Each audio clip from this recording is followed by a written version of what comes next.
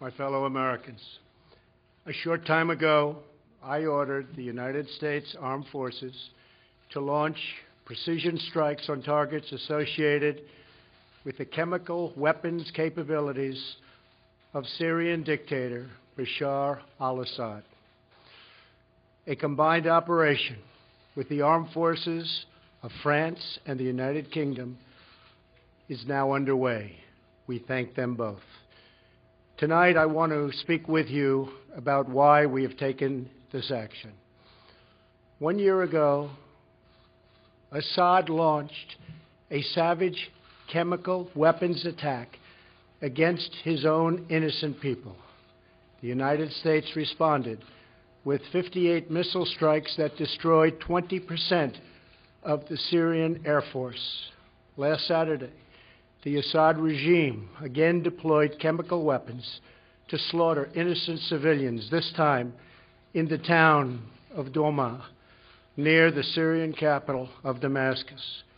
This massacre was a significant escalation in a pattern of chemical weapons use by that very terrible regime. The evil and the despicable attack left mothers and fathers, infants and children thrashing in pain and gasping for air. These are not the actions of a man. They are crimes of a monster instead. Following the horrors of World War I a century ago, civilized nations joined together to ban chemical warfare. Chemical weapons are uniquely dangerous, not only because they inflict gruesome suffering, but because even small amounts can unleash widespread devastation.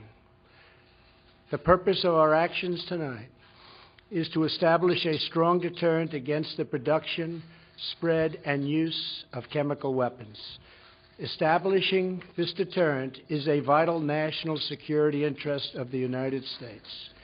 The combined American, British, and French response to these atrocities will integrate all instruments of our national power, military, economic, and diplomatic.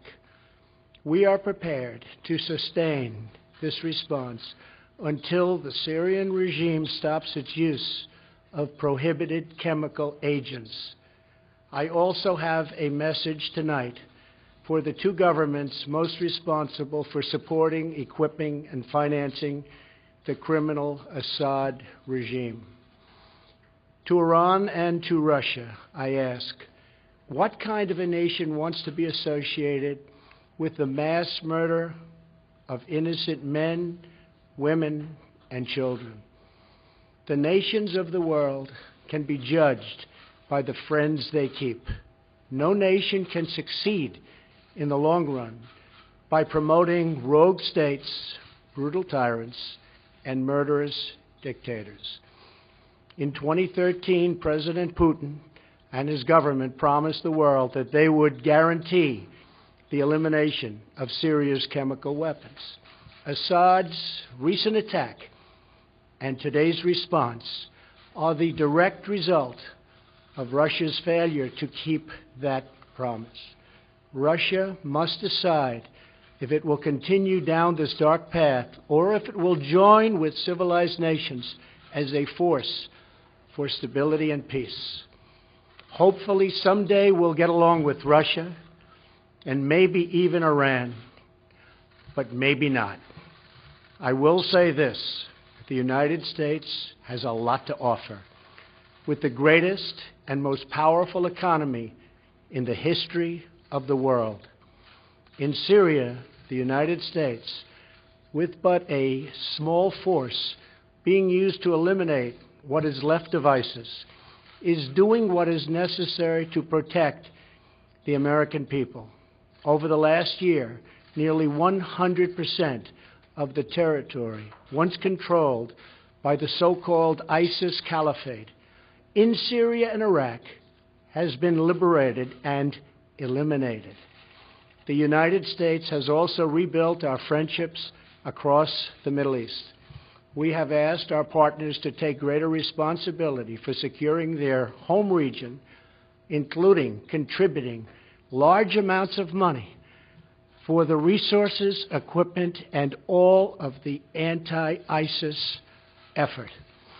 Increased engagement from our friends, including Saudi Arabia, the United Arab Emirates, Qatar, Egypt, and others, can ensure that Iran does not profit from the eradication of ISIS. America does not seek an indefinite presence in Syria under no circumstances. As other nations step up their contributions, we look forward to the day when we can bring our warriors home, and great warriors they are. Looking around our very troubled world, Americans have no illusions. We cannot purge the world of evil or act everywhere there is tyranny. No amount of American blood or treasure can produce lasting peace and security in the Middle East. It's a troubled place. We will try to make it better, but it is a troubled place. The United States will be a partner and a friend, but the fate of the region lies in the hands of its own people. In the last century, we looked straight into the darkest places of the human soul. We saw the anguish that can be unleashed and the evil that can take hold. By the end of World War I, more than 1 million people had been killed or injured by chemical weapons. We never want to see that ghastly specter return. So today, the nations of Britain, France, and the United States of America have marshaled their righteous power against barbarism and brutality. Tonight I ask all Americans to say a prayer for our noble warriors and our allies as they carry out their missions. We pray that God will bring comfort to those suffering in Syria. We pray that God will guide the whole region toward a future of dignity and of peace. And we pray that God will continue to watch over and bless the United States of America. Thank you and good night. Thank you.